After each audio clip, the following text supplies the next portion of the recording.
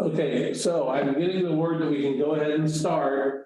I would say that it's not going to be on YouTube right now, right away. The other meeting is wrapping up, and as soon as they're done, we will get it up on YouTube live. So I guess those people that are on YouTube waiting to watch us, I know JT had said something about the YouTube not working, that type of thing. So anyway, we can go ahead and get started, Jackie. All right. Well, since we do have quorum, a call to order. Hi, everybody. I have kind of bad allergies, so if I start sneezing or anything, apologies on that. So we're looking to approve the minutes from the Monday, April 11th meeting. If I could have everyone look them over, and I'm looking for a motion then to approve or make any changes.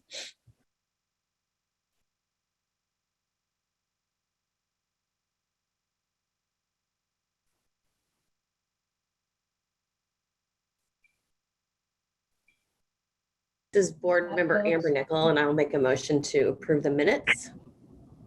This is Pat Phillips, board member. I second the motion. Jackie Becker, chair. I see we have a first from Amber and a second from Pat Phillips. All those in favor, could they say aye or raise their hands? Aye. It appears to look unanimous, so motion passes, minutes approved. Blazek.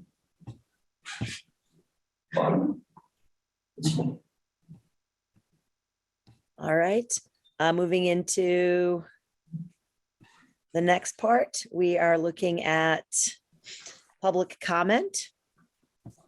I see a written correspondence. Is there anyone else that is on currently for public comment in person or online? We do have somebody here that will like to speak to the board. You want to go ahead and come up to the table and we'll get this down. State your name and so my name is James Greeson. I typed this up. I'm just going to kind of read it and ad-lib a couple things. So I'll start with my first experience with the Lawrence Park and Rec baseball was in 2017 when I was the assistant coach for my daughter's softball team. I had either been an assistant coach or a head coach for 7 softball or baseball seasons. Overall, this summer baseball season makes the 16th time I have either coached a sport for one of my children through Lawrence Parks and Rec. Some not, most of them being the head coach. With early baseball and softball, the facilities have been on par with the level of baseball that's been played on the field. In early ages, you don't need much, some flat dirt, bases, and a tee. As the level of play increases, the requirements should increase as well. That's not happening. Once we made it to a machine pitch, the machines were hit and miss. Many times needed to be reset, needed wheels, or constantly had to play with the cord to make them work. An example is it uses an extension cord routed under the dirt to a GFI outlet. Next level is kid pitch. What a difference. We change fields, change dimensions, add a mound, and others. The level of requirements from Parks and Rec goes up a lot during this year. Early in the season, we practice on the smaller fields at YSC. Mounds have been hit and miss in the past. At some point, the mounds get moved to either the YSC Cloverleaf or at Holcomb. Not an issue, but according to emails, a couple times we weren't notified of the move. Sure would be nice to know where they were at the time I scheduled the practice. Then the games start. The scheduling of practice continues to be a pain, can only schedule a week in advance. I try to appease the parents as much as possible. That being said, it's easier to have them at the same time every week. That's near impossible. We have tournaments to work around, games, and on top of that, if I don't log in at 7 a.m. and snag it, I am fighting the other teams. If I move to another field, I run the risk of not having a mound. For instance, this year, the mounds were moved and we weren't notified. And then when I went to schedule a practice at the field that has them, they were full because of a softball tournament. The tournament games were on fields where the mounds were, and I scheduled a practice on a softball field. They did not move the mounds from the baseball fields to the softball field that we are allowed to rent. You would think that we would have mounds in fixed places at all times and a practice on a softball field. You would think that we would I practiced on a softball field. The tournament games were on, dang. Okay, sure would fix a lot in frustrations if we had the mounds were available for us on a schedule. A good way to make this easier is to provide static pitching mounds locations. To be fair, there is at YSC and Holcomb static pitching mounds. They're right outside the fence. There's four of them at Holcomb and 2 of them at YSC. They're in such a bad shape, it's a joke. I have to worry about the pitchers and catchers getting hurt while using them. A little example is we don't even have a home plate at one because the grass has grown over the top. And then the other one, we're missing dirt, and the kids where their feet land have a giant hole, so I have to repack it every practice. The big punch in the gut was last fall when my son and one other player joined the team in the Topeka Parks and Rec. You might ask why Topeka? It's because we don't have fall ball. Told lack of players, but if it's an email was never sent to ask about it. We had our practices at Mammoth Sports in Meriden, Kansas. Amazing indoor facility and great outdoor facility as well. This is a club facility, I know, but the option to practice on a day it rained was great. The games were at Bettis Sports Complex near Lake Shawnee. Wow. Turf infield, grass outfield, amazing dugouts, turf practice mounds, security people that walked around, regular workers were there, nice bathroom, concession stands, and more. It was truly a class act. As you can see, I have a passion for baseball and truly love coaching kids. What's really hard to see is other sports in the district get funding, have great facilities, and support from the community. Big question, why not baseball? And then, if I can, I want to go over some numbers. So, James, yes. So we have a 3-minute limit on public comment. Okay. And I've given you an extra minute. Are you close to closing or? Yep, this is real quick. Okay. So on January 24th of 2022, the softball complex in Topeka was granted $440,000 from Invista in order to name it. Let's just say we do 25% of these numbers. That's great. So for 8 years for the contract, they had $440,000. The other one is they estimate the improvements with that and the fields. They had 39 baseball and softball tournaments, and it generated an estimated $7 million for the local economy.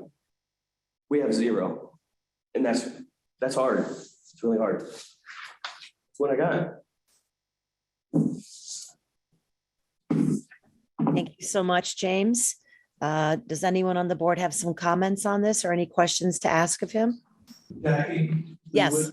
It's just taking the comments. If we Okay. want to discuss it next time, we can put it on the agenda. This is just the time because the other public isn't here to discuss. So we just Okay. take the comments, and then if we want to make it an agenda item in the future, we can. Got it. All right. Well then, James, thank you so much for sharing the time. I can tell you that we do have regular conversations about sponsorship in Parks and Rec, and give us some time to take your thoughts and comments. And hopefully this is something we can continue to talk about more in the future and help maybe find some more solutions to. Sounds good. Thanks, James.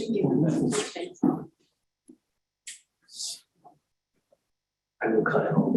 And I did send his comments to each of your email boxes. We received it.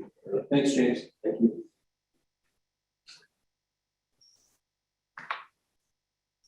Any other public comment out there? And I would just, Jackie, I just want to mention that the other public comment was on the batting cages. For those people, you can go to the agenda and find the comments about batting cages listed.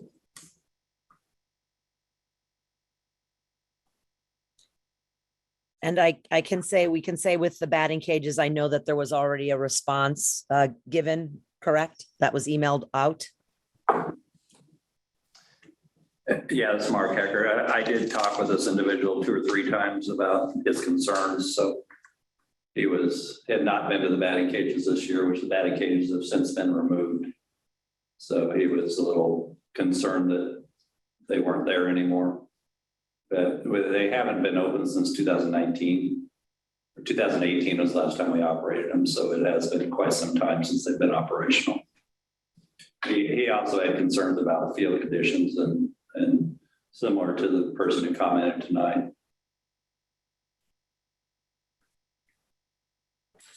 This is Bauer, no board member. So was the person who just commented not the batting cage person? This was another, okay. This was another one. It was a different, okay, people. Yes. okay. So,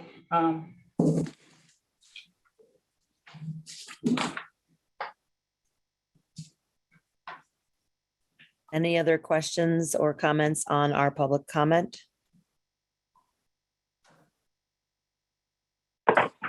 This is Marilyn Hall, board member. I'm wondering if we should ask staff to report to us at the next meeting on the conditions of the field and how some of these concerns might be addressed. Rogers, Director of Parks and Recreation, we'll get that done.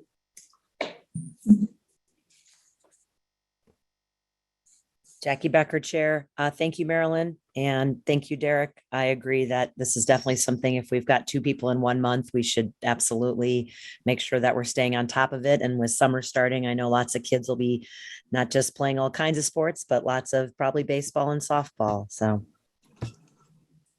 Hey, Jackie, this is John Blazek. Can you hear me? Yes, I can, John. I'm on my phone because I'm really struggling and I'm trying to get in the meeting. They said the host will let me in soon. Is there a host in there that could let me in? I'm sorry. Oh, we're getting you in, John. Thanks for letting me know. Thank you, Jackie. No problem. This is Pat Phillips, board member. I just had one question on what we were just talking about. Will that then be added to our agenda next month? The response from staff as well as any comments regarding the concerns on the condition of the baseball field and mounds.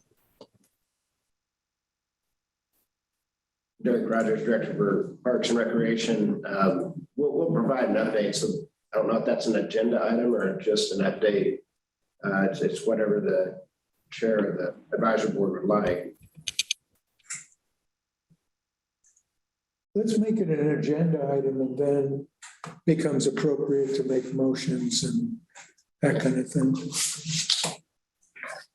Jackie Becker, Chair. I agree with that. I think it should definitely be an agenda item since we obviously have community members having concerns about it. Lindsay Hart, Assistant Director, just follow up on that. I already spoke with Mr. Greeson, who was here to talk about some of his concerns. And so we have agreed to meet with him with our sports staff and talk further. So I had a really good conversation with him about a week ago, and we'll try to meet with him prior to the next meeting. So then in addition to the condition of the fields, I can also give an update on what we discussed with him and maybe some steps that we're taking to address his concerns. Great. Jackie Becker, Lindsay, thank you for being so proactive on that. Thanks. Hey, Jackie, this is John Blazek. Can you hear me? Yes, we can. Hey, Lindsay, if I would be very interested in sitting those meetings with you on these athletic facilities. Okay, sounds good. We'll let you know when we get something scheduled.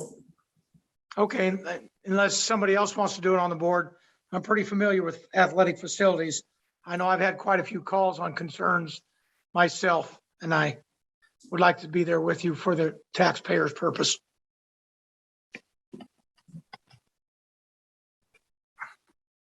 I look forward to that communication, Lindsay. Sounds good. I will be in touch.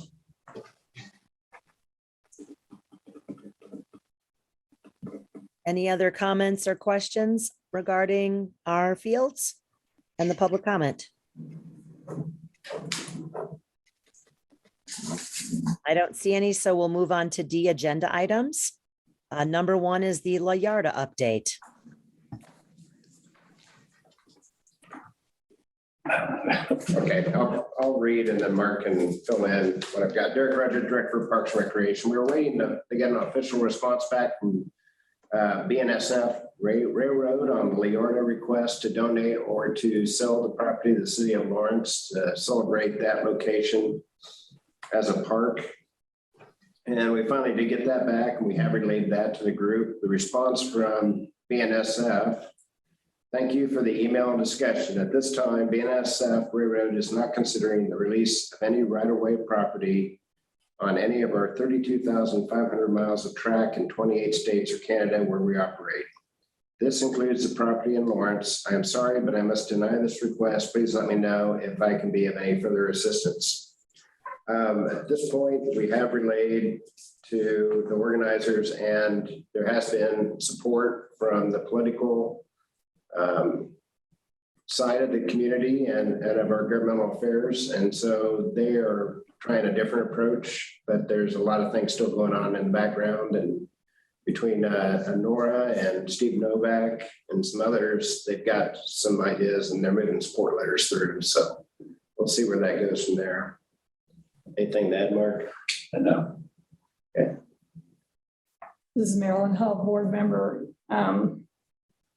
Not sure what you're alluding to. So some things they're developing some ideas, but not in conjunction with the little subcommittee that we created. Is that what you're saying? That's correct. As I go on the political route of contacting potentially a state House of Representatives or senator to try to go that route. And I'm out with it.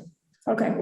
Well, just to report to the rest of the board members, we've exchanged emails with a few people in the organizing group and have extended an offer that if they are interested in considering some sort of installation near Yarda, but on city property or property that we can use, that we are willing to have that conversation and have some ideas for them on grant funding and things like that. So I feel like we put the ball in their court and it sounds like they're taking a certain route with it. Yep.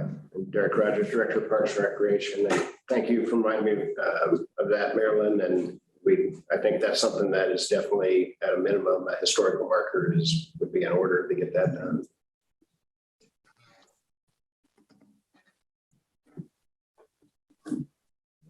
Jackie Becker. So at this point, then, in terms of the Parks and Rec, we're going to say we're kind of where we're at and we're going to wait for them to make a decision and then we will move forward if they come back to us with either new ideas, the marker, or, you know, the amazingness that someone got through to BNSF and maybe something else could happen, correct? Derek Rogers, Director of Parks and Recreation. That is correct. And I always enjoy engaging with the community and this group. They're very energetic and I wish them the best and hope they can get something done.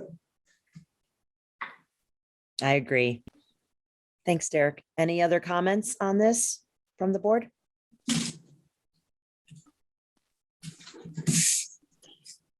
All right, we can move on to number 2. Finally, with some positive weather, we were able to have the Brook Creek Trail Tour review that was held on April 12th. Mark Hecker, Assistant Director. Yeah, we had a pretty good group that walked the wooded area over there and kind of conceptualized what trails could look like. And I think we all agreed there's pretty significant work that needs to happen to make actual trails a reality. Pat Hennessy, our park district manager, also met with Mike Gorman. He's with the Kansas Trail Coalition. They do sometimes volunteer, come in and build trails. That was last Friday afternoon. I haven't heard where they ended up with that, but yeah, basically it's one of those prioritization things, is how much funding can we push towards it? Is it really realistic to develop a trail there? Is it sustainable? Some of it would be fairly easy to build. Some of it would not be easy to build in the marshlands. So I would say we've identified what the issues might be. So, but we haven't come up with solutions yet. I think it's scary over there. Yeah. It's a cool area. I mean, when you really go walk it, but it would take a lot of work. Jackie Becker, so would you say that the neighborhood felt and was on the same alignment with Parks and Rec, that it is going to be a lot of work and a challenge, or are they really wanting us to continue forward, or what is the next step?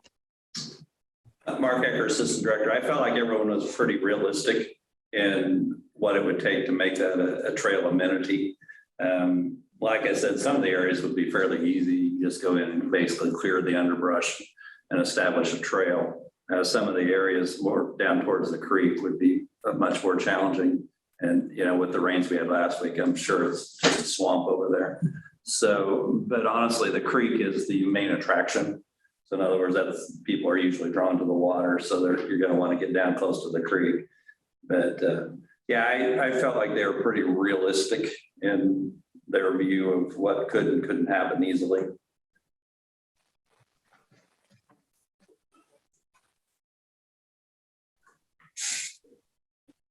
Jackie Becker, thank you for that.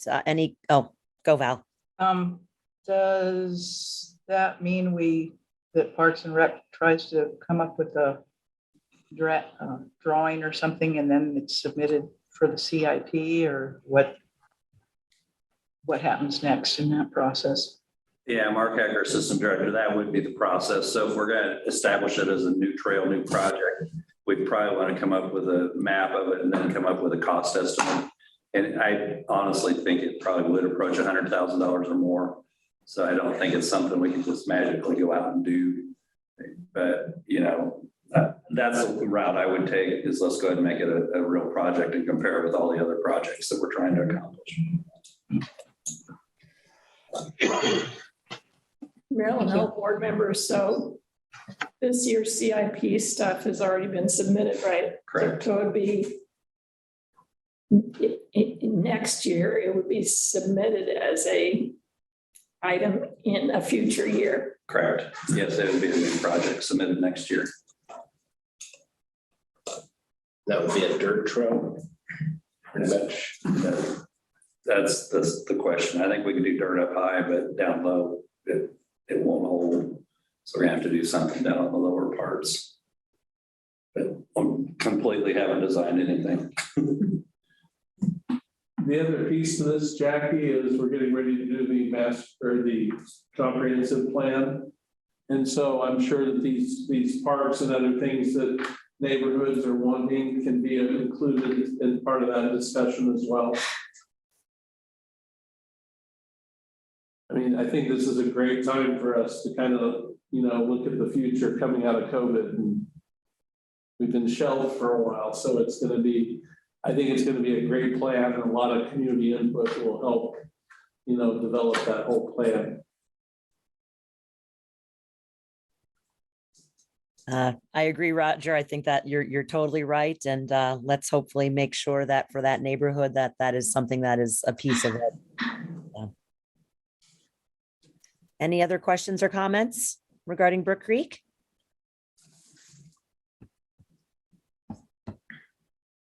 All right, I don't see any. We'll move on to number 3, which is the naming policy update.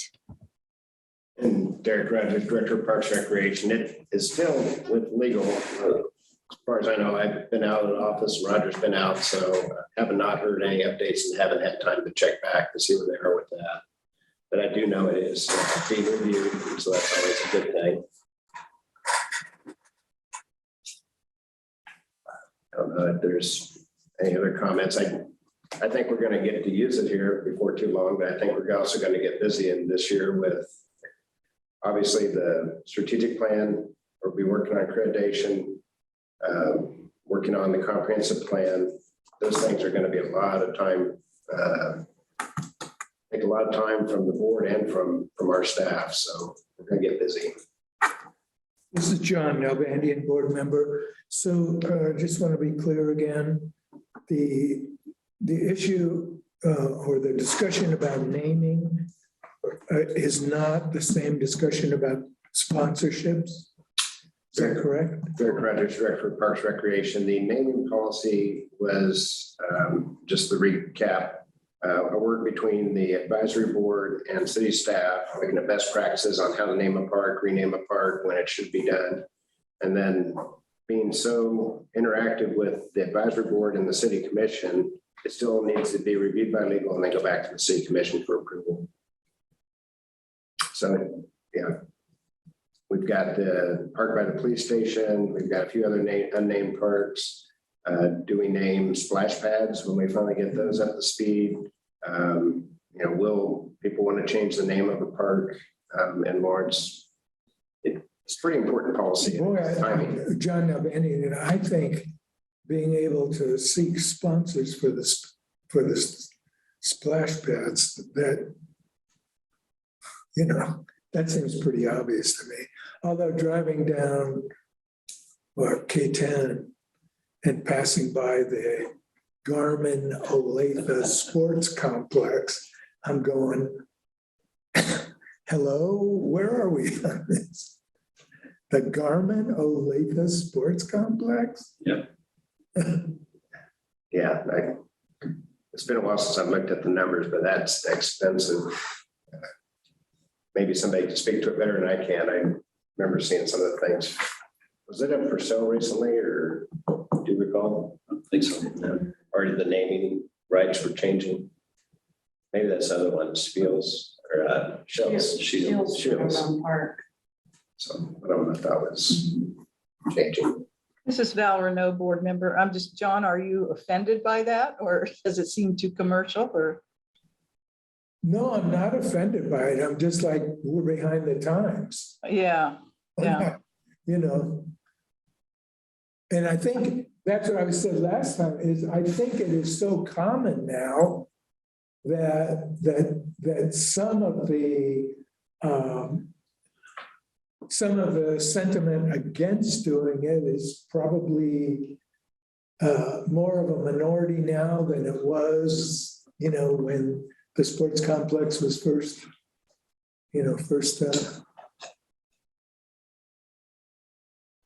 But don't we have the issue that KU is sort of seen as our corporate partner there? At SPL? No? So No, They were part of the original complex out there. This is Marilyn Hall, board member. It seems like we go around and around with this conversation, and I know you've brought it up multiple times, John. And I'll probably repeat what's been said before, unless we have a person on staff whose responsibility it is to seek these partnerships, or we pay, or else we pay a consultant to do it. I don't really see this moving forward, and I don't really see staff making it a priority to assign someone to that. yeah, Derek Rogers, Director of Parks and Recreation. There's things that keep asking, that we get on where are we with something. It's like we just haven't had the capacity even to do some of the other policies we need to work on. That being said, the one group that is working in a way of funding an amenity is the Lawrence Skate Association with the vertical ramp. I think they went over $40,000 already. They didn't ask for naming rights, but they are raising funds to purchase an amenity to donate to the Parks and Rec. And that's been them, so. Jackie, this is John Blazek, committee member. Derek, let me ask you a really tough question. With as many employees as you have in the upper level administration, everybody else, that shouldn't be left to the community to go raise. Why wouldn't you or Mark or the new people or the new person you just hired, why wouldn't one of those people take because we are behind the times, guys, on that kind of stuff, on marketing and sponsorships, and why wouldn't somebody from the recreation people take it? Derek Rogers, Director of Parks and Recreation. So for example, on the vertical ramp, if that wasn't one of our high priorities, but like building a shelter at the Arboretum was another group came forward and that was a priority for them. So when they're looking for matching funds or to donate something, then we work with them. If it is our higher priority, then maybe we do.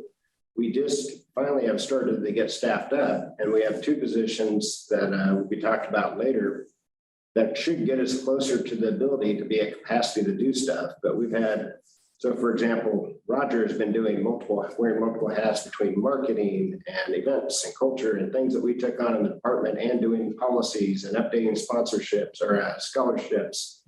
We just haven't had the capacity.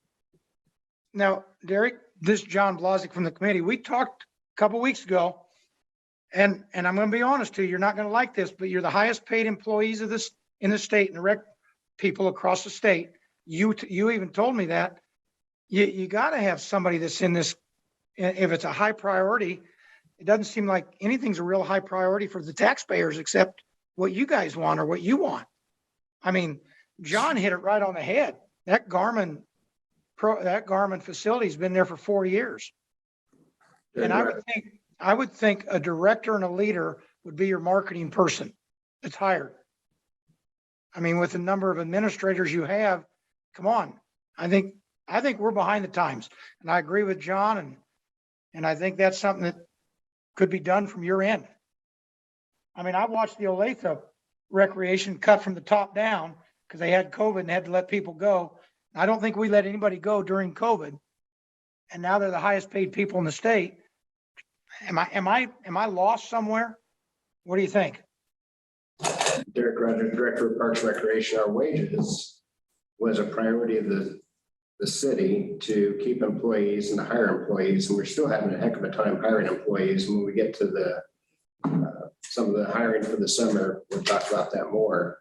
But it is good that our wages have come up to help keep and retain employees. I'd say retention in the city is still something that we need to work on. Well, I've just heard it for 2 years now. You're short of employees every time I turn around. That's why we can't get things done. And I'm getting calls and I'm getting people ask me, taxpayers, about things like you were just heard tonight on the baseball.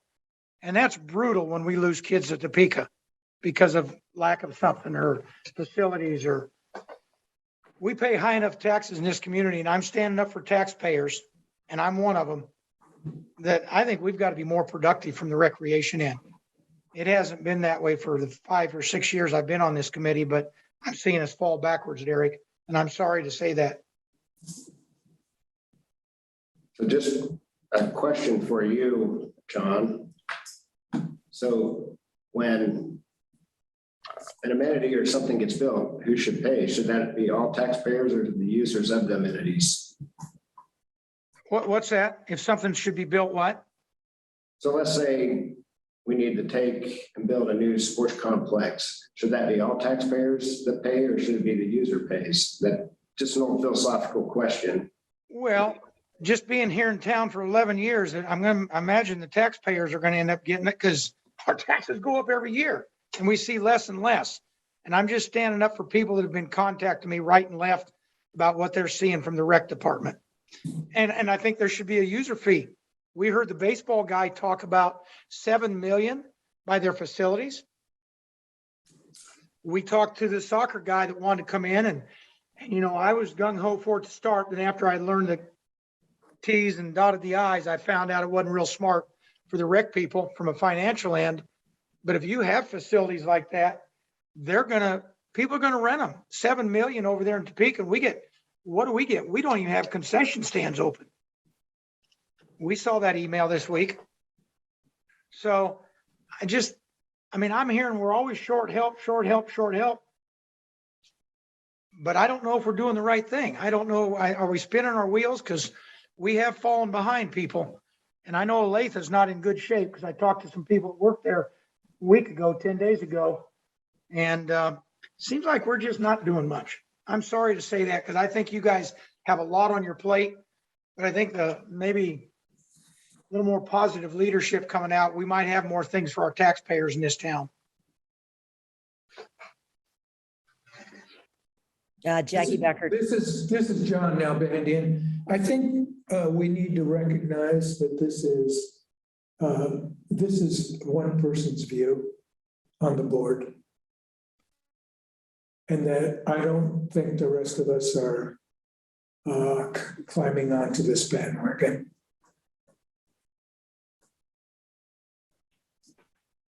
Al Renault, board member. Thank you, John.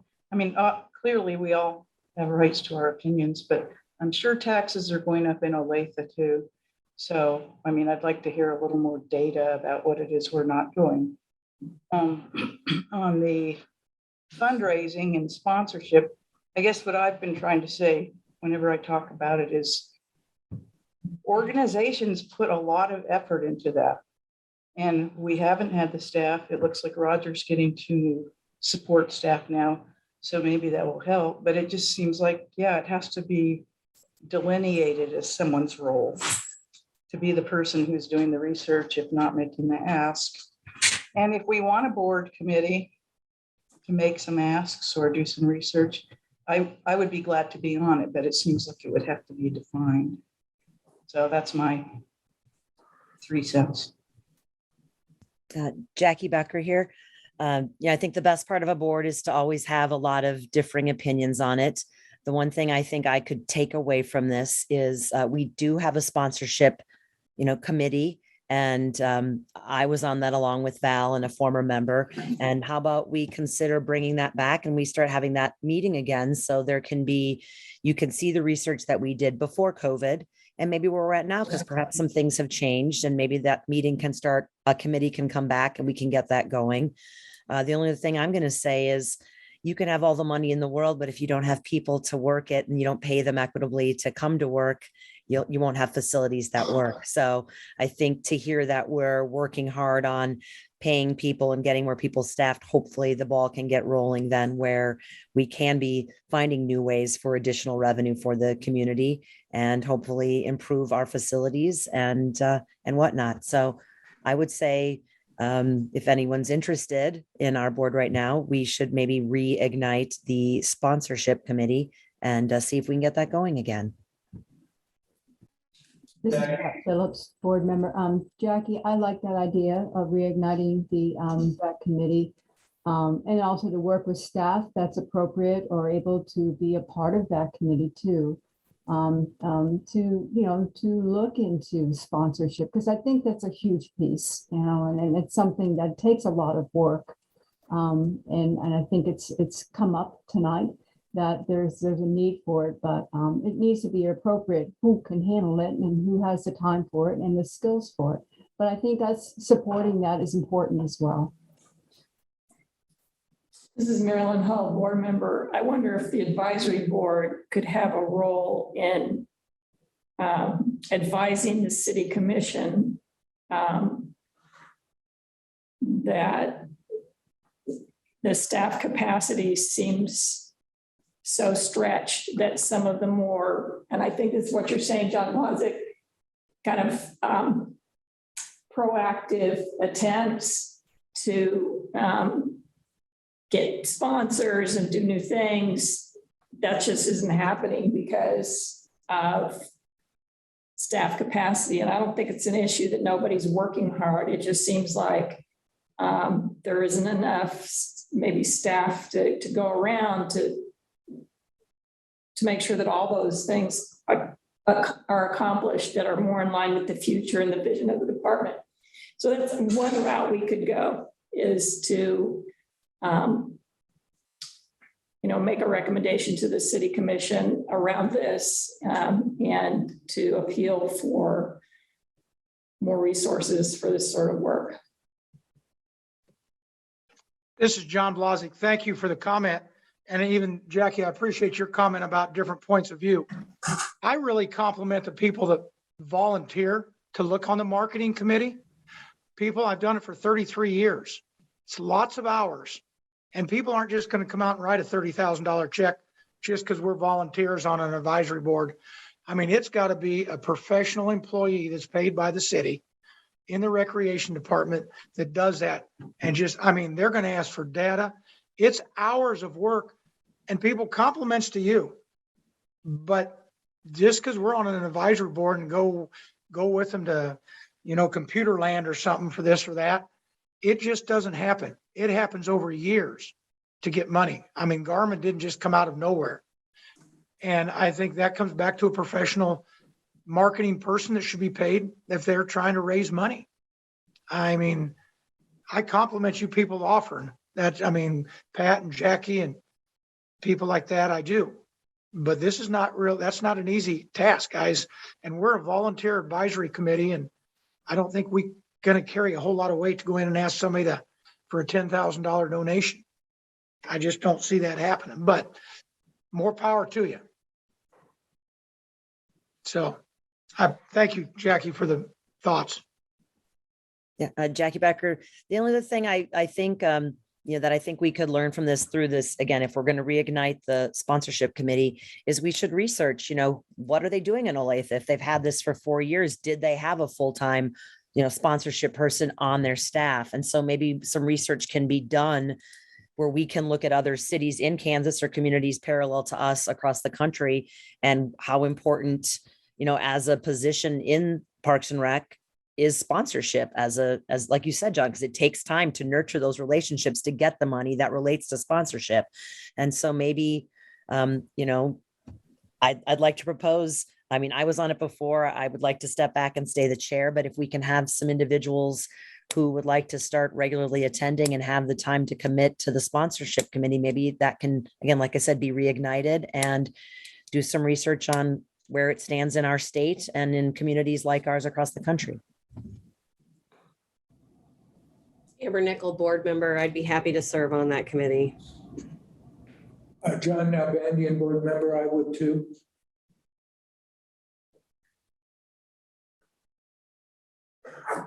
Val Renault, I think already offered, and I don't think any of us are naive about what it takes to land a big donation. I just want to say that.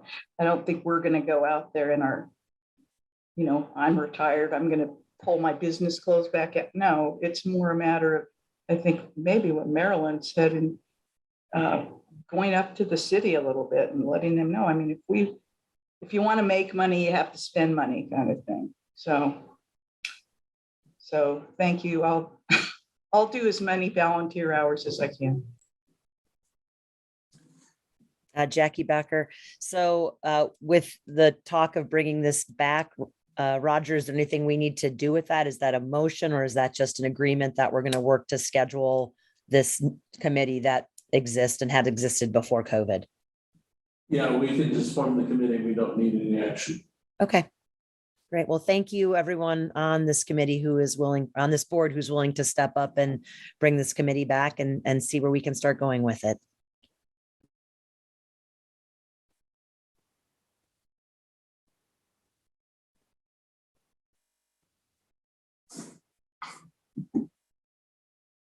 So moving forward then, if that's anything else on naming policy or any other comments or anything for.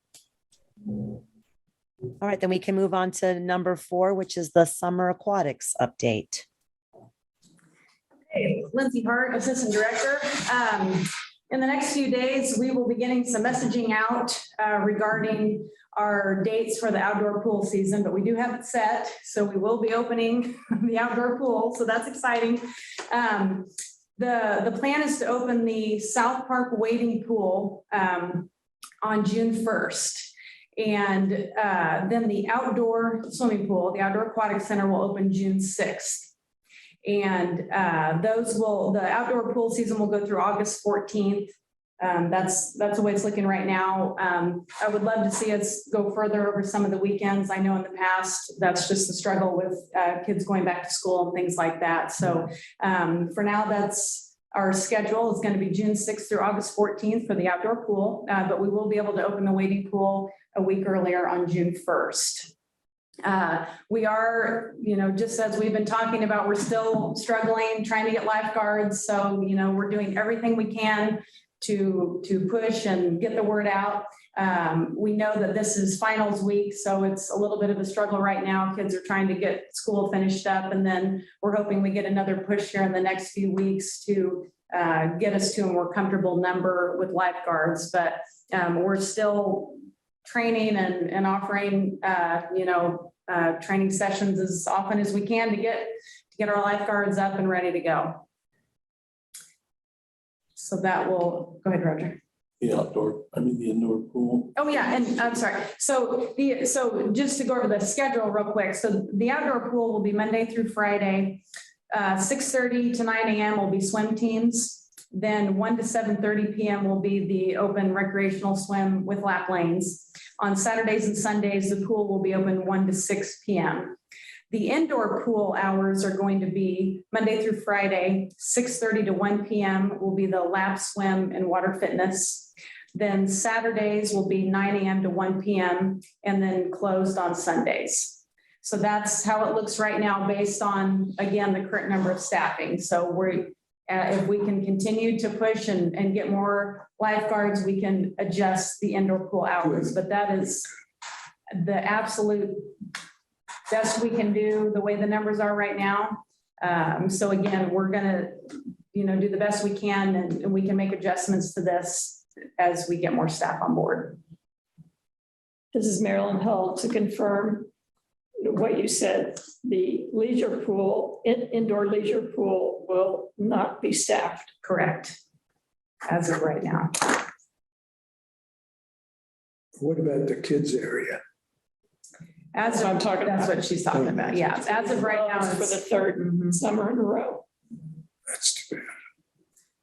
So Jackie, this is John. Which pool's not going to be staffed? the indoor leisure pool. So we will only be opening the indoor pool for lap swim and water fitness for the summer. Wow. Thank you. This is Marilyn Hull. I mean, that concerns me on several levels. One is the resource use. The pool is still filled with water. The whatever HVAC system is still running. It seems like we have an asset that's just sitting there not being used at all. If you know for sure that you can't staff it, is there any way to save money by sort of decommissioning it and not having all that utility stuff going on? That's not my first choice. My first Right. choice is to figure out a way to have even just limited hours for families. Yeah, I don't know, Mark, if you have thoughts on as far as just completely shutting it down, what that would look like. Mark Ecker, Assistant Director, the answer is yes, we could do that. My preference would be, like you said, is let's try to get some use out of it. The problem is some of the fitness classes are held over in the leisure pool because it has warmer water. So I don't know what the ramifications for those would be if they all moved to the other bigger pool. Yeah, I mean, obviously we'd have to keep the building air conditioned, heated. So you'd save on the chemicals. So. And we do have 9 fitness classes that use it, so it is being used, but I completely understand your point. Night. Oh, night. The night classes are not going to go. Okay, yeah, That's the other piece to this, gotcha. the public will, they've already asked about nighttime fitness Mhm. classes. So that's another piece to this too, in the indoor pool that won't be going. So. So again, we, especially with, our new rec manager coming on board, we really have looked hard and done everything that we can, but this is just the reality of where we're at with staffing. And I know the schedule, the way it is, there could be days and times where we may not be able to be open even the hours that we have listed if we don't get more people in the next few weeks. So we're really doing everything we can. And so I think the big push was to get the outdoor pool open, and it has to sacrifice some of the indoor pool hours at this time. So we all feel the same. It's just a struggle right now. Derek Rogers, Director of Parks and Recreation. We raised wages for the lifeguards, $13 starting, $14 for a head guard. We have referral bonuses and retention bonuses, and we still can't get enough people. And it's not just Lawrence, it's a nationwide problem.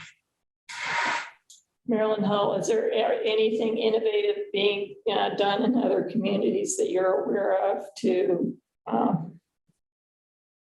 increase the number of lifeguards, including increasing the fees to enter the pools? None that I'm aware of. I know, I think it was Overland Park just announced they're going to be closing a few of their outdoor pools this summer. So I know a lot of people are in the same boat. And I feel like we've really made some improvements, like Derek mentioned, with the wages and bonuses, and it's a tough situation. We did this last year. I think nobody gets exactly what they want, but by having both pools open, we actually maximize usage of those two amenities. Now, like I said, we could close one pool, and we did that the first year of COVID. We left the outdoor pool closed and went indoor only. And no matter what we do, there's going to be somebody upset. We had quite a few of them. Nobody was really happy with the plan of having partly open in the morning at the indoor and open in the afternoons at the outdoor, but it was the best compromise. If we can get some more staff hired, then maybe we can expand on those hours and capacity. I too would love to see the leisure pool open at the indoor pool. And then the splash pad, I think we'll get an update on that, but that was frustrating too, that I was hoping to have that open mid-May. And Jackie Becker, curious, since we tend to look for younger people as lifeguards and whatnot, have there ever been programs with like a high school where you can take it as a class to get school credits and then it leads to a job? Or, again, like Marilyn had mentioned, are there other ways that they're finding to get kids in to want to be lifeguards as early first jobs and things like that? Or has that ever been researched? I have not heard of that, but it's definitely a great idea. And, maybe a partnership we can work with the schools. I mean, obviously with Free State, we have a good connection there. So I think that's where we get a lot of our lifeguards, but I like the idea of starting early and, maybe it could be some kind of a curriculum or a program that we could do for younger kids. So that's definitely a great idea. I mean, we're open to ideas for sure. And I think everybody's doing our best to think outside the box. Jackie, this is John Blazek, committee member. I'll answer to that as a retired principal. Lots of school districts do that. We were in El Dorado, did it in Wichita. When they have pools, they can add into the curriculum in physical education, but somebody from the rec department's got to run with it and take organization and propose a recreational or a curriculum to the physical education department. And El Dorado never has trouble. They'll have 25, 35, because kids will take that during a phys ed class for one of their credits, knowing that they're going to get a summer job in a pool surrounding. We never had issues finding them. That's why I'm with Free State and Lawrence High and the facility we have. I'm just amazed we don't have that in our high school curriculum brought from the recreation department, because schools don't think about just training them to hire them for their summer because their pools are closed. But that's something that's got to be directed out of maybe Lindsay can run with something like that, or somebody from the rec department approaching the school district. That's very positive. Pretty late now for this time of year. But I mean, you need lifeguards at your pool all year round, indoors and outdoors. So yes, it's happening in a lot of school districts. And we just lowered it to 16 not too long ago, right? From the 18 that we required. Derek, I thought that was a requirement that we changed within a year and a half ago, because we were holding this high standard for the lifeguard. For age. Yeah. But I think last year we had a predominantly high school, and I think that is a good recruiting market for us. Yeah, definitely. So.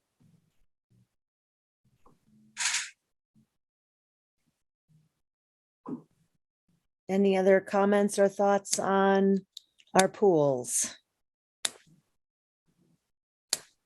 Well, sincerely, I hope we can find a few more, because it would be really excellent this summer to have that pool open still for the other side of town, since we have the outdoor pool moving forward. So All right, with no other comments, we're moving on to E, which is the concerns board member item of interest. So anything anyone wants to talk about?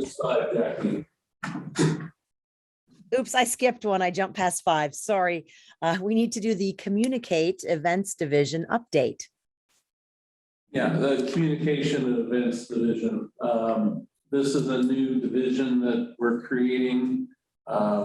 And basically since July of last year, I've been overseeing right-of-way street events and special use permits for our parks.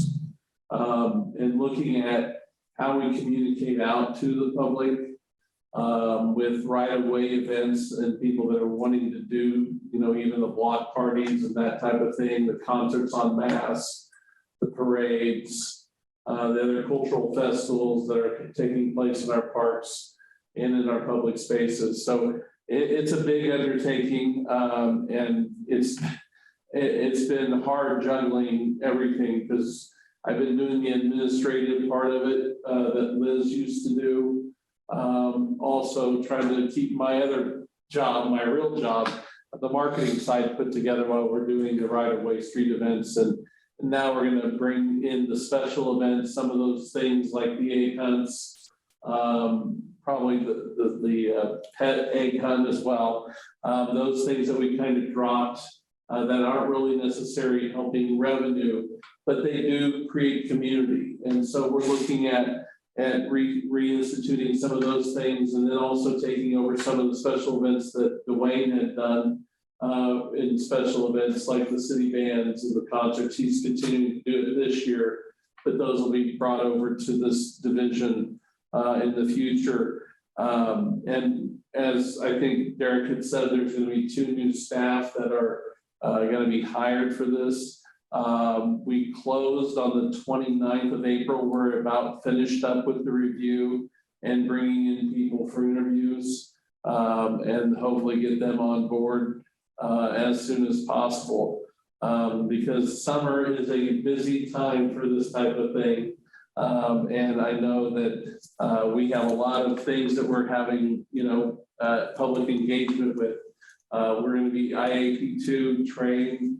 A lot of people in the city are. This is helping with public engagement and looking at different methods and also, different types of public engagement that can be done to help elicit the response, and getting good community feedback from not only public meetings and those types of things, but also how we do our effectiveness in our jobs on a daily basis. So it is a big undertaking to oversee, but I have a vision for some of the publications and the collateral pieces that we need to have as a city to communicate out to the public the process. That's where I think we as a city has fallen down. We haven't provided a process for them, and working with other departments. One of the things that Jackie, I think you were part of one of my committee members for the food truck festival,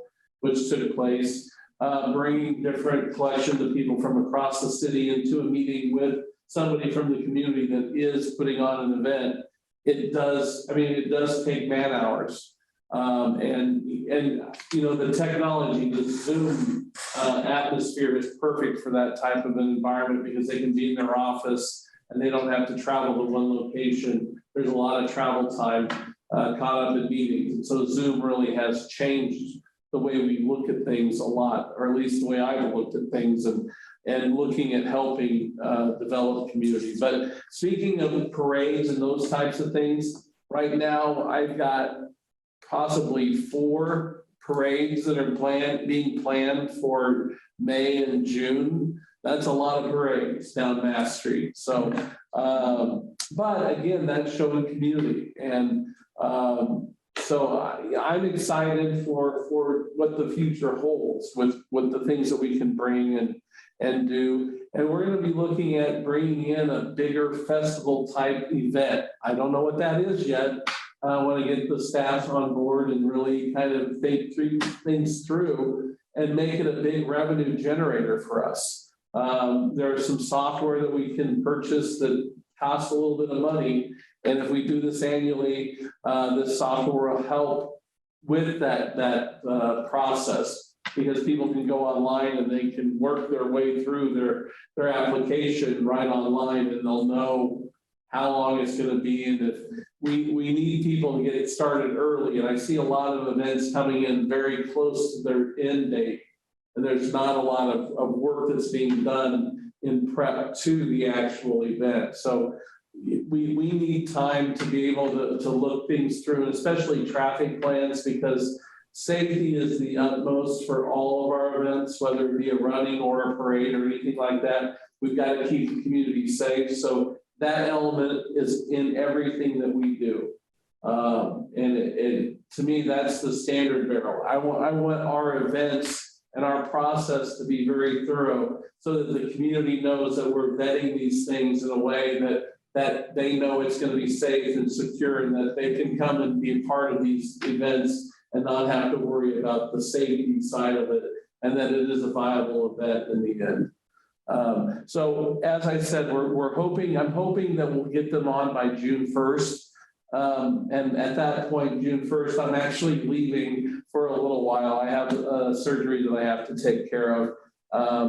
And then, so I hope we'll be back in 2 or 3 weeks after that. So we'll see how that goes. But I hate to bring in people and then go, see ya, but sometimes that has to happen. There's great people here that can help them get established here. But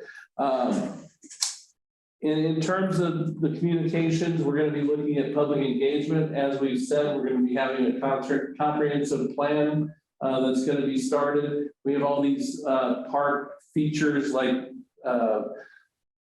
Water Tower Park that we need to go revisit, and some of these other parks that we have that we're going to be doing public engagement with. That's going to be part of our duties, is working with the public and trying to elicit, communication with people in a way that's, they feel like they can be a part of something. And so I'm just looking really forward to that public engagement. I really enjoyed meeting a lot of people in the public and helping them with their events. My philosophy is we don't need to add stress to people's lives. We have enough stress as it is. And so I try to alleviate the stress from their lives. I put a lot in my life, I think, sometimes, but I also have been trying to take less stress in because I don't think it does anything any good. And speaking to the comments earlier on sponsorship and those types of things, we have a lot of bandwidth, and to me, we're maximizing the bandwidth that we're at. And we continue to add things like over the winter shelter. That was a big bandwidth piece that got dropped into Parks and Recreation. And I just look at trying to keep the bandwidth at a level that can work, so we're not overstressing a system that's already stressed. So I'm really looking at ways to de-stress and work smarter, not harder. A lot of times we can do those things, and it's through innovation. And as John said, looking at other communities and how they do things. And Derek has done a tremendous amount of research in the special events. I know I've gotten 6 or 8, 10 different communities books of special events and their policies and procedures that we're looking at in developing a lot of this stuff. So that man does an awful lot of work for our community. I just want that to be said. And he has done a yeoman's job on special events, and he's taking things on that, a lot of people probably would just pass it by. I mean, like the shelter issue, he's very much a part of that. He cares about this community. And as a staff member that's been here 20 years, and I can't believe I've said that, 20 years, but I've seen a lot in these 20 years. And I think with this new plan, I think we're going to go gangbusters. So keep the faith. That's all I have to say. And I look very much forward to getting new staff on board, getting them trained and going going full throttle on special events for the community. Anybody have any questions? I guess I didn't really have a true presentation. Once we get staff on board, we'll come back and revisit it and kind of put it together once I have collateral pieces and everything. Right now, we're just kind of putting it together as we go.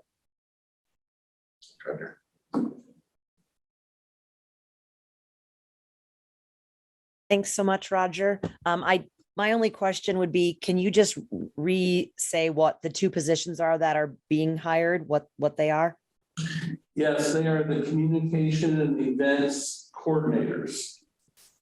So it's the same title? So two Right, people, for both of okay, them, got yes. it, all right. The same level, yeah. So, great. And the only thing I can say, as someone who was a part of the Kansas Food Truck Fest, it was really excellent to see how Roger put everything together, got us all in one call instead of us having to run around and talk to the fire department and talk to the police department separately. And knowing that Parks and Rec has had to take this over in the most recent years and something that perhaps none of you had ever done before, and how to manage it all and make it all work. And without Parks and Rec's assistance, I think it would have taken us a lot longer to get the permits and get everything needed for the event that we are working to put on with the city. So I think this is an exciting new way for our community that runs through Parks and Rec that can, really increase how you can do events in our community, in our parks and in our city, because it all runs through Parks and Rec. And I'll just mention that Jennifer was phenomenal in her, she has her stuff together. She knows the process down. So kudos to the group. Yeah, perhaps you can use the Kansas Food Truck Fest and Jennifer almost as a model for other organizations looking to do this, because the Jennifer at the Cider Gallery has everything together and makes it a lot easier for that. And I think it would be a good way to show how other groups can do and engage, have an idea and take it and get it through Parks and Rec and make it happen in our city. One thing I would be remiss to talk about too is just the special event process.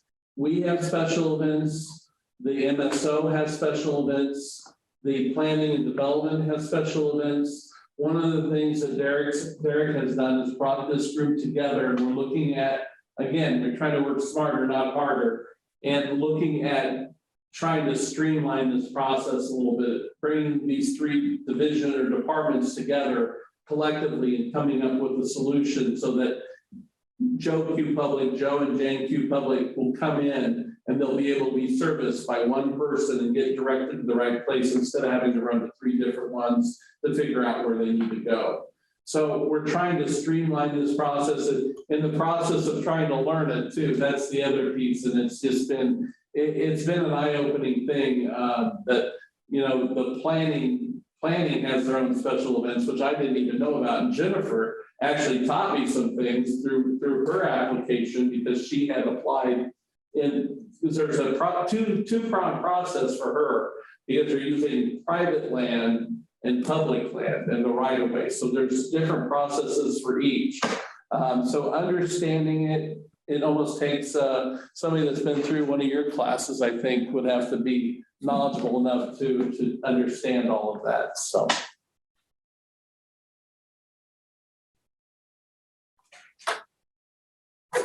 Any more questions or comments in regards to communication and events division for Parks and Rec? All right, now we can officially move on to any board concerns or comments that we have.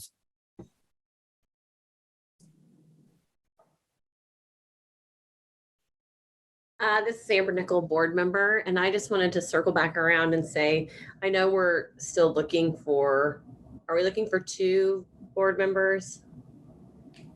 So I still would love to have a tour of facilities, like the type of tour of things, places that, normally don't get to go to. So when we get the other board members onboarded, if that tour is going to be offered to them, I'd like to be able to join. Yes, you will be definitely included in on that, Amber. Thank you. This is Marilyn Hull, board member. I wanted to ask Derek, I know you went to Arkansas and were part of that delegation. I'm wondering if there were any lessons learned specific to Parks and Recreation. And Derek Rogers, Director of Parks and Recreation. You listen to our community and sometimes you think you're in a fishbowl and things can be better here or there. And you hear, I'll just take pathways and we need to stripe them. We need to have passing lanes. We need to do better on wayfinding signage, which I totally agree with.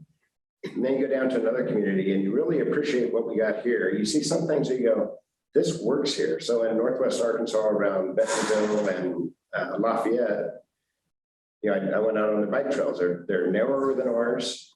They truly are. Michael Allen would be so impressed. This is his place because I can go from store to store, the restaurant to restaurant, and they're very spread out. I need the passing lane because everybody is out there. It was one of the highest usages of a multi-use, multi-path that I have seen, even more so than Boulder and other places. So that works. And there was other things that the community offers that Tyson, JB Hunt, and Walmart. Even a small community like Rogers, a population of 20,000, their streets are bricked, their sidewalks are bricked, they have retractable bollards, their event spaces are awesome. They have a $5 million donated, basically an event space for concerts and for farmers markets. Yet they don't really have enough employees. They don't have a Parks and Rec department at Rogers. So the trees appeared to be dying, probably because they were watered by the public works folks. But basically their donors in the community said, you will do this, they do that. And so it's just different. In some ways it'd be great to have all the money that gets pumped in the community. In other ways, I see how we maintain our assets at a higher level. You just appreciate what we have here. Amber Nichols was also on the trip and she saw some different things. Their communication events was under economic development, which divisions in other cities, San Francisco is one that they say this division brings in so much indirect economic development to the community with my culture celebrated here, my heritage is celebrated here, it's a welcoming community. Some of the things I did take away were, I really liked how their leadership had talked about, when we do public engagement, it's not to tell you what we're going to impose on you. Here's our asset. It's to get your feedback and we're going to come along for the journey and we may not know where this journey is going to go. And that's the beauty of the feedback. And you talk about diversity, equity, and inclusion. It's not just one event. It's not just that we did this parade or that parade. It's a culture and it has to be ingrained in the whole department of what we do, and it has to be built on trust and transparency. And some of those things being said by some of these city leaders and even these smaller communities, and I may be a little biased against Northwest Arkansas or Arkansas in general, I was very impressed with how far they've come. They come from a population that had a minority of, say, 2%. Within 20 or 30 years, they're 25% of a minority population. With all these workers coming from across the country that normally would just use the Midwest as a flyover to go to California and New York and the East Coast. Now we're saying, hey, Northwest Arkansas is pretty cool. And how can we collaborate and work together? It works for them. I've had discussions with Explore Lawrence and not necessarily can we partner with Go Topeka on everything? There's probably some things we can do, but I think there's also some things that, partner with some of these other cities in our county, whether it be Baldwin and Eudora.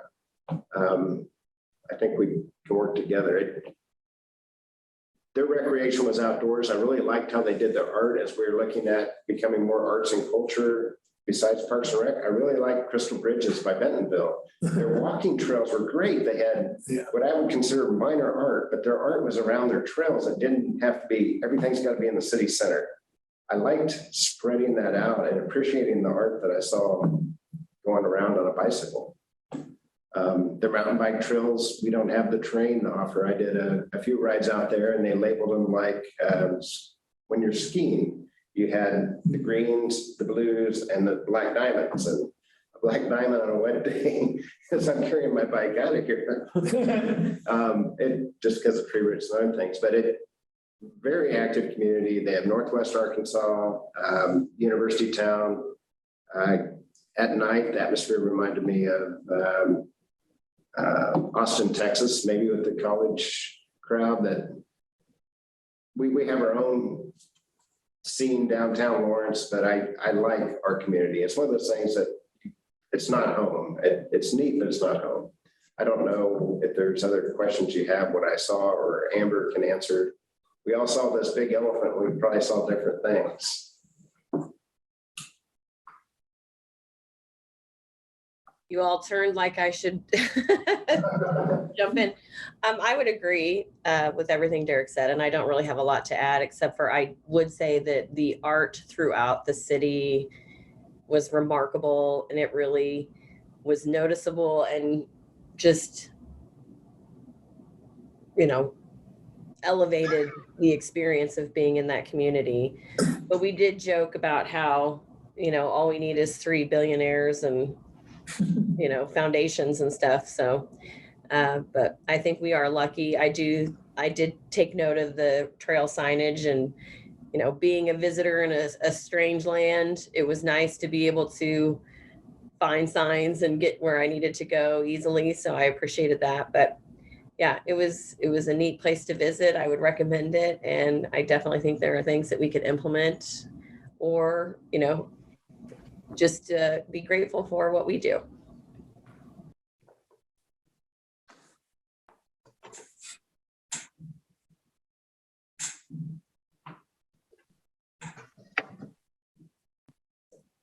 Any other? Oh, go, John. Jackie, this is John Blazek, Advisory Board. I got a question and I don't know what it is. And Derek, got to help me because I'm coming from the school world and you know that in the public schools. And I just don't want us to fall behind farther. But as I see, we're talking about concession stands not open, pools not open and things like that. In a school setting, you got to open every day. So if you're short somebody, the administrators pick up the slack. So if I had to go in and teach a science class, I would, or cover it. Or if I had to do something with the custodians, or I had to do something for ticket taking, John Blazek, the principal, did it, or the assistant principals. Since there's yourself, and then you have 2 people under you, and then I think 5 or 6. When you're short people, since they're salaried people, do you guys just work 8 to 5, or do you ever go? Because I know you remember saying last spring. Let me know that. Okay. Last spring or last winter, you spent a lot of nights down at the camp. I know the homeless camp. So I know you go up and beyond your duty. Do we have people that you ever send to these events or these facilities that maybe we can open so people can use them? I mean, you've got a pretty good administrative staff that are on salaries. And I'm just thinking of the school business. If it had to get done, we did it. I did it. My assistants did it. What do you guys do? How does that happen in a rec program?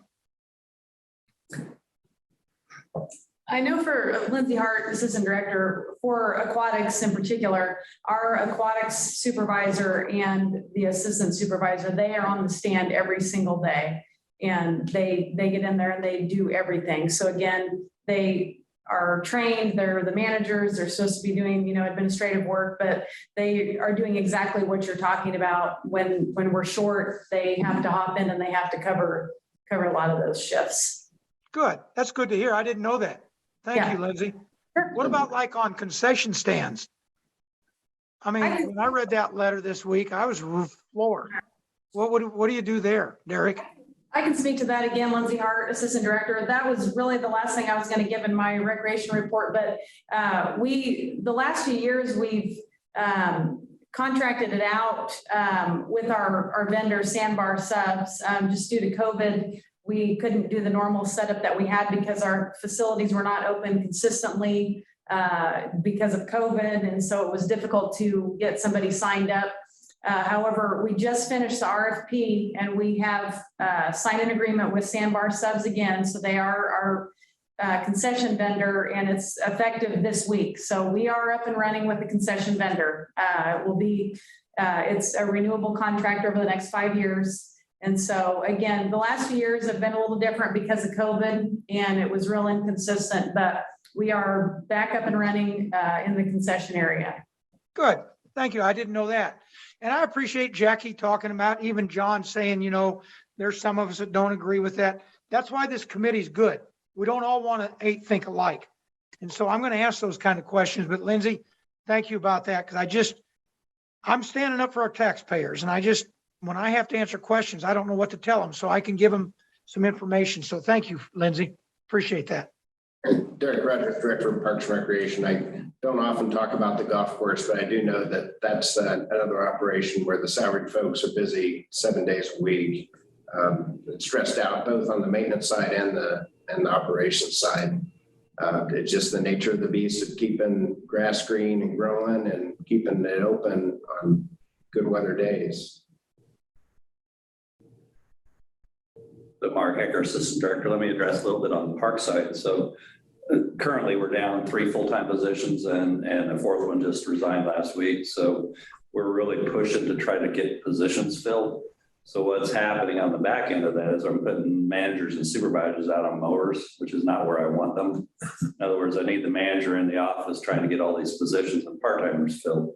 So it almost compounds itself. If I have a manager sitting on a mower, okay, that works good because we got the park mode, but I didn't get the full-time staff hired or the part-time staff hired that will actually fix that problem for a long term. So I get what you're saying, John, but I also, on the other hand, it's like you guys have a job to do. And if the managers of the pool are sitting in the lifeguard stand, who's managing the pools?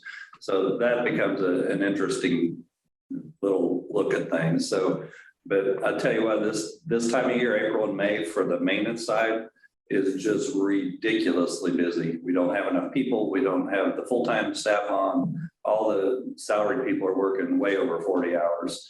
And it's a real push for us. It flips on the rec side come June 1, because that's when all their summer programming kick up. Park side actually gets back more in a routine June 1. But right now we're trying to get cemeteries open. We're trying to get pools open. We've got all the bathrooms open. The shelters are open. So it's an interesting game we play, and it's very cyclical. It goes up and down. But salary or non-salary, this time of year is just crazy busy for everyone. Yeah, for everybody. Why? Okay, then let me ask you, why do you lose so many employees in the recs and the parks? So recently, we've had a couple of retirements, and so this is a little byproduct of the hiring being so good. So people are finding higher paying jobs in other communities. So we had one person that just resigned Friday who said, hey, I'm going to go back and get another degree. So I'm just going to call it done. If we had Frank Denby retired at the cemetery, he's been with us 42 years. He just up and said, okay, I'm out. And so that just left a hole. Very unfortunate timing because we have to be ready for Memorial Day here in 2.5 weeks. So we're trying to cover that spot. It's continuous trends of people moving on. Seems like a lot of people leave that anyway. So maybe you need to go mow, Mark. There you go. I would love to do that. Not sure who would do the budget, but I'll sit on a mower every day. It's great. Al Renault, board member, are we in the section where we ask general questions? Jackie, yes, this is that time. Oh, okay, I just had two kind of, one is someone coming to me asking about scheduling of the gyms. So if I could just talk to Lindsay separately, I'd be glad to do that. I think some processes changed during COVID that have not returned to normal or what they used to be. And the other issue was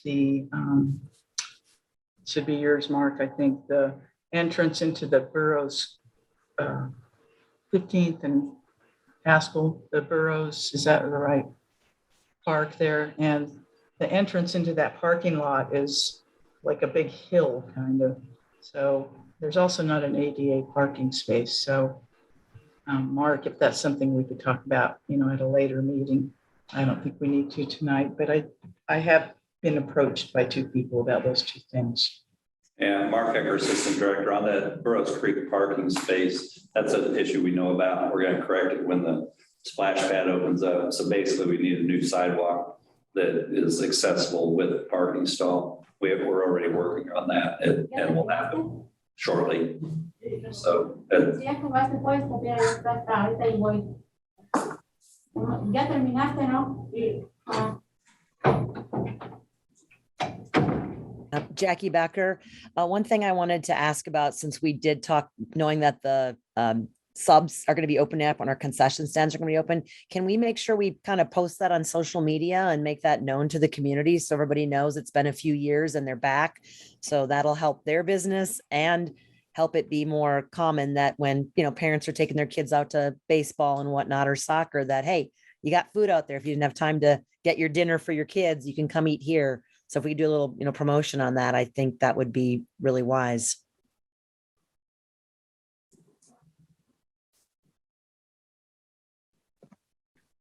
Jackie, this is John Blazek. Great idea. Communication, great idea. After reading that email this week.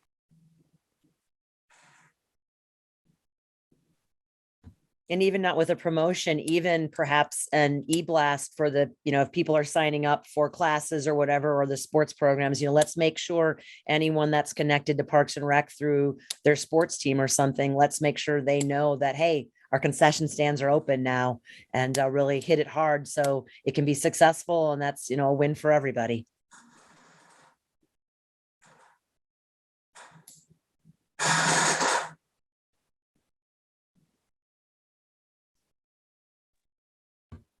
Any other concerns or items of interest from the board? This is Pat Phillips. I just had one for Roger. Roger, a while back, you sent an email regarding the Diversity, Equity, Inclusion Committee that I'm a part of, and we were to meet, and I didn't know where that is at. Okay, I will need to check with Gail, and we've had some new people come on board. We may need to readdress that at a higher level too. I know that Gail's is that announced tonight in the your thing too. I didn't know. Will be. But anyway, we'll get with you, Pat, because I know that Jackie and who was the other one? I guess that we have to replace Nate Bart. Bart was on it too, wasn't he? Mhm. Right. Yes. Oh, he was on that, so maybe. So, okay, yeah, we'll get it squared away. Okay, thank you. Yeah. Jackie Becker. Mark, can you share a little bit about the concrete work that's been done on the Lawrence Loop over by 4th Street and kind of say where it's at with it all? It looked pretty good the other day. are you talking about the one from Peterson Park to Michigan? Yeah, that project went along pretty well. Mark Ecker, Assistant Director. And the only big part left of that is crossing under the turnpike entrance. And that's going to be starting here probably in the next week or two. So they're waiting on weather, but the path itself is pretty much done. They just have to get under the highway, which is the biggest part of the project. Do they know how long the project under the highway would take, since it is a big project? Mark Ecker, Assistant Director. No, I don't know that there's specifics. We've been doing weekly meetings with that construction team and the engineer doing that. So basically they're waiting on weather. So a week like this, we're in the 90s and windy will help us out a bunch. Last week was not helpful because it rained, 4 days in a row. So it's just going to be a weather dependent. But once they start cutting into the highway pavement, they're going to want to move pretty quickly to get that completed and buttoned back up. Thanks. Any other board comments or thoughts or anything? All right, I'm not seeing any, so we're going to move on to the Parks and Facilities Division update.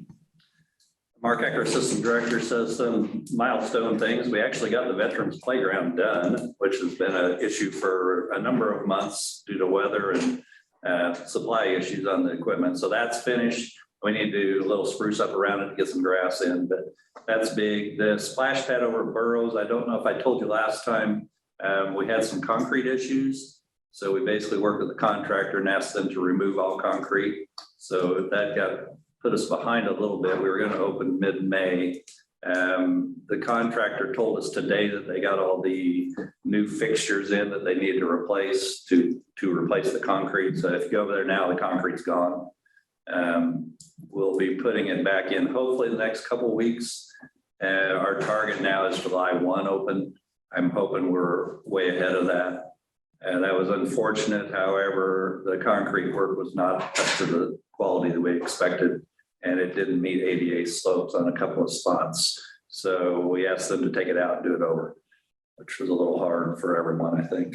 So other CIP items, the actual CIP projects we've submitted for 23 through 27 are in the review process. So there's actually 9 different reviews that are happening on each project, strategic plan oriented, and then also like the engineering group, the finance group, they're all reviewing all of our projects. We have 63 projects we submitted for those forward years. We'll see how they come out.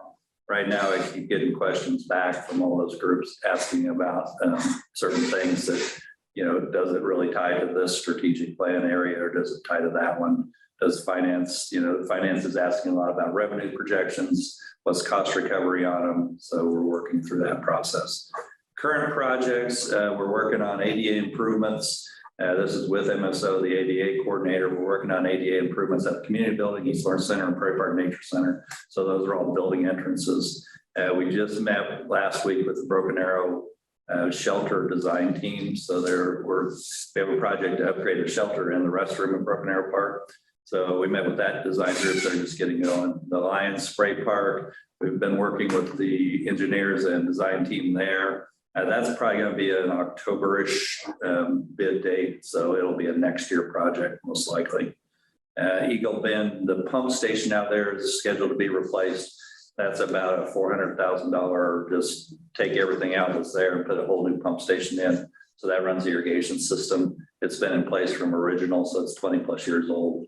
So that'll be happening. I just today met with the farmers market. So they got a grant to hire a director of the farmers market. So I met with her and some planning staff because they're looking for permanent locations for the farmers market.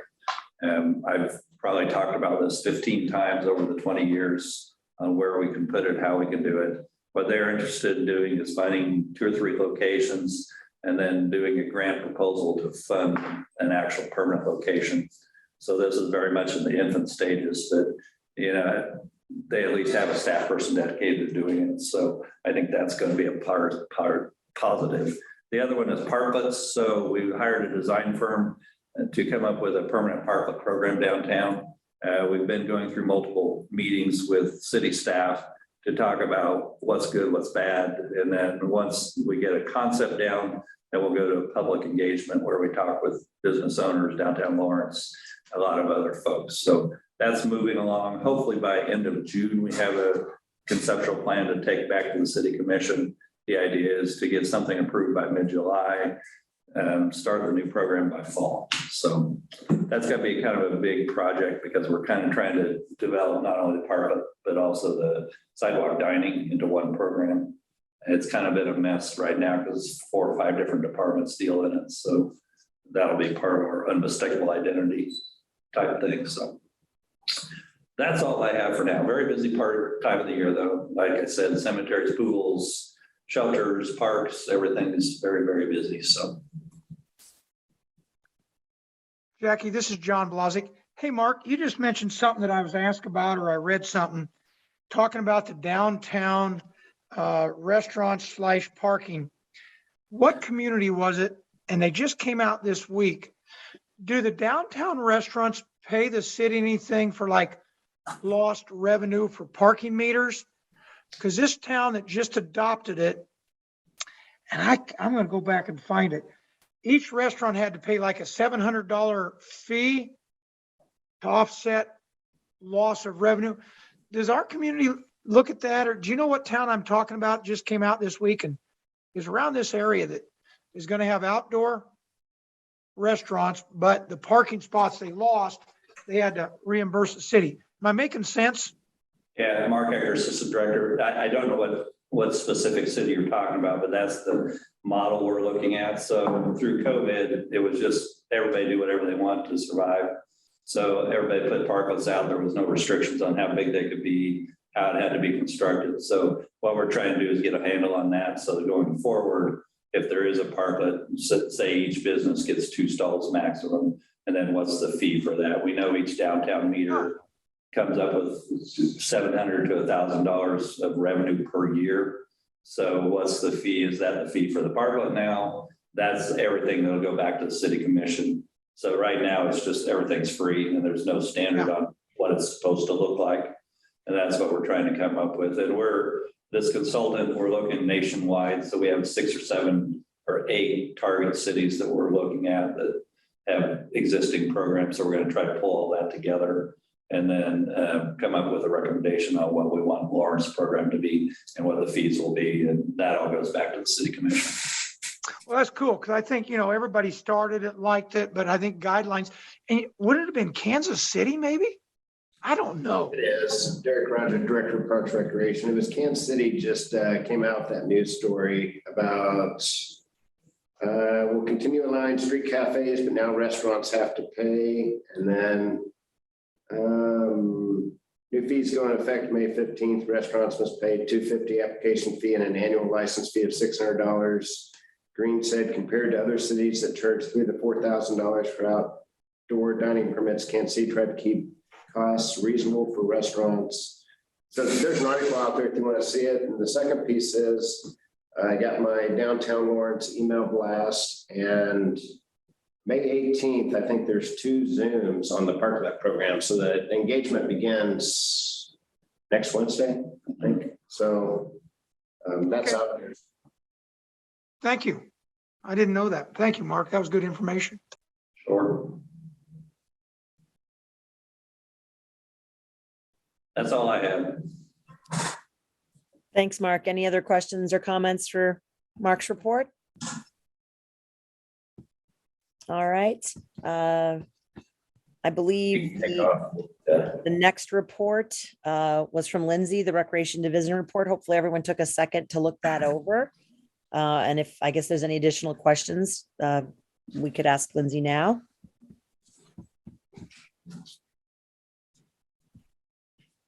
And if not, we can move on. Oh, sorry. If not, we can move on. Yeah, I just wanted, Lindsay Yarda. I didn't know if you were supposed to talk or we're just supposed to read it. Okay. See if anybody had a question. One other thing I wanted to add is Roger had mentioned this earlier, but as you know, we promoted Annette Daghand to our new recreation operations manager, so that left her position vacant. So we did an internal promotion to fill her spot with Gail Sigurdson. So she is our new recreation supervisor for lifelong programs. And we do have now her vacant programmer position for special populations that is open right now. So they are taking applications and we hope to get that filled in the next few weeks. And that was all I had, unless anybody has any questions. Maryland Hill Board member Lindsay, would you remind us what the policy is about basketball tournaments using all courts? Because I noticed in your report, I think there was 1 or 2 weekends when there was no free play available. What's the policy on that again? Derek might be able to answer that better than me, but it is true, there is a policy. Roger, There's 30 days that are allowed that all courts can be used. We do offset that with the other locations. One of the things that I'm trying to help them plan a little better is once they have those on the books that are using, they get the time marked on the other at the other center saying free play needs to happen, so that we have open free play for more extended hours at the other locations. And then do you let the public know? Yeah, we send out releases on those specific, and then we also put social media out on those specific weekends. And I will say that we've expanded. We used to send out the SPL newsletter monthly, but on the front, we always have the tournaments out there so people know what they're walking into out there. And we've expanded that since we've had the access cards at all facilities, that it goes to to all the centers as well. So anybody who has the card should be getting it or the link to it. So. Thanks.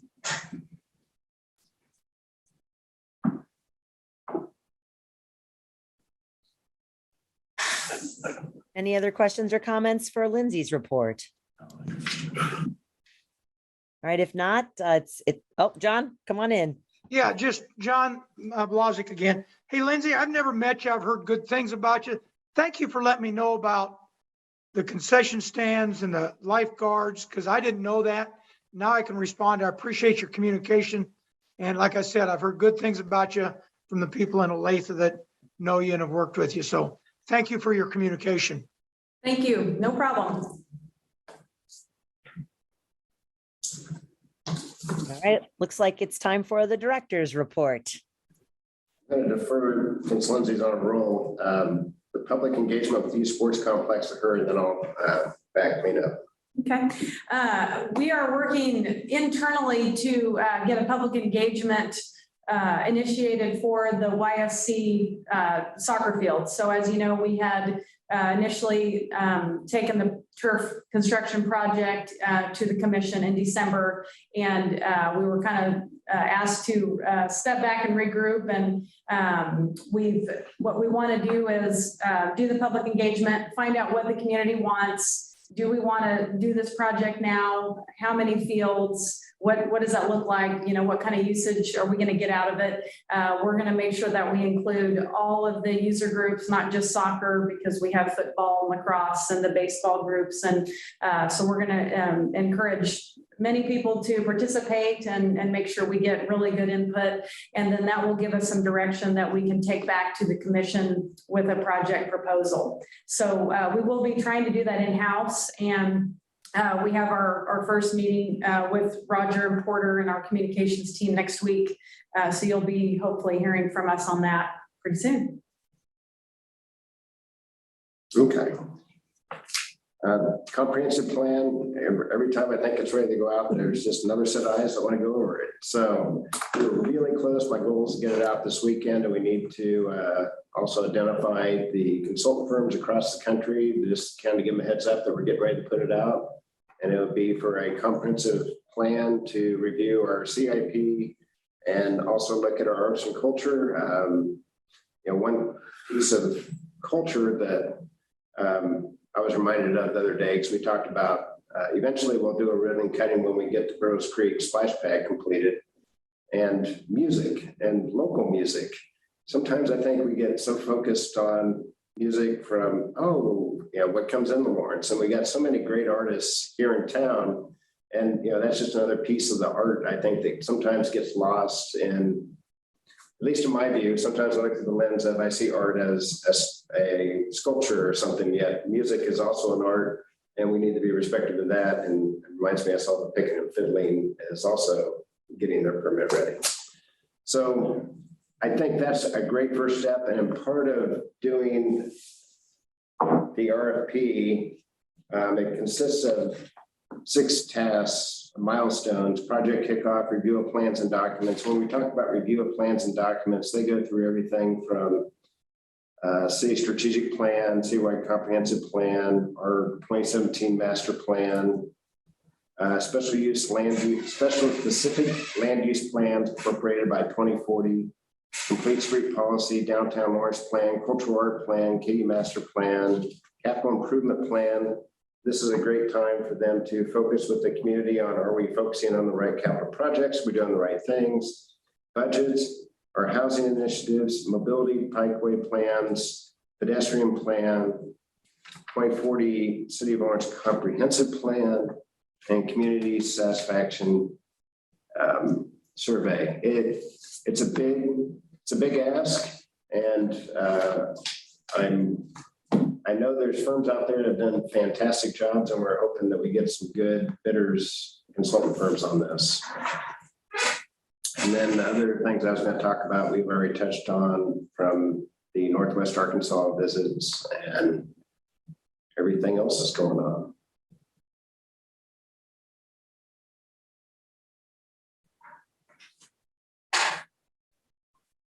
All right. Thank you for that, Derek. Any questions or comments in regards to what Derek has mentioned? All right, then it looks like I want to thank everybody. I know this was a very long meeting. We haven't had a super long one like this in quite a while. So thanks everyone for hanging on for this. And I believe if there's no other comments or questions, a motion to adjourn. Jackie, Oh, real quick, sorry. Yes. On the calendar, I did not put the date of the next meeting, and I apologize for that. It's June 13th. So 5:30, June 13th. Bear with me. Let me look at it again, maybe. Yeah, June 13th. I always look at Tuesday because that's what I used to be. I can already confirm that date that I will be unavailable because I have a couple of concerts that I have to work that day. So I will defer to John Nalbandian to be the leader of that month for us. I'm also not going to make that meeting. Okay, we may need to send out and see who will be here or not too, because I'm probably not going to be here as well. Yeah, Derek Rogers, Director of Parks and Recreation. And in years past, because of vacations and other things, the board had picked a month and just said, this month, we're gonna miss a meeting, or maybe they double up in another month. That's something that, as a board, you may want to consider, especially if you think we may be tight on a quorum, or if there's just a lot of vacations coming up later this summer. Yeah, August used to be the month that meetings were kind of missed, because after summer, a lot of staff take vacations and that type of thing. So August was the date that we took that month off from advisory board. But at one point, we just go full throttle 365, it seems like. So we always had all the meetings every month, so. Well, part of our issue is we're down 2 people. Right. And so the number to make a quorum seems. I'm thinking they may be appointed tomorrow night. I believe it was part of the agenda. So I don't want to misspeak, but I think it's on the agenda. Right, but I usually get letter or emails. It may be after the meeting then that I get those, because that's when the official word and stuff. So, but there is something on the agenda for tomorrow night for membership. All right, so I guess maybe we need to then kind of look at what August would look like and July to make sure that we have quorum. And if it appears that we can't make quorum at June, even if there are new people, maybe we shift, obviously there's a lot that we've been talking about and progress that we've been making. So I certainly don't want to not have June happen if we have things we need to accomplish just because a few of us can't be there if we can get to quorum. So I guess, can we do that, Roger? Can we kind of see where our board is at for the next couple of months through the summer to make sure if there's one month that everyone's going to not be available, maybe that becomes the month we take off, or what's the best way to go? Yeah, let's do this. Let me review the bylaws, because I know we updated them and I don't know what they were updated to. We never had bylaws before, and I know that they were, when we got them, they were basically cookie cutter for the whole city's advisory boards for the most part. So let me take a look at that. We can maybe address it maybe at the agenda meeting, and we can figure out if it's an agenda item or if it's just an update of some kind with the director's report would probably be where we put it. Sounds good. All right, then I believe with that, I'm looking for a motion to adjourn. Marilyn Hull, board member, I move we adjourn. Al Renault, board member, I second. All right, we have a first and a second. All in favor of adjournment? Aye. All right, our meeting is adjourned. Thank you, everyone. Much appreciated. Thank you, Jackie. Thanks, guys. Take care. Thank you, Jackie. Bye, everyone.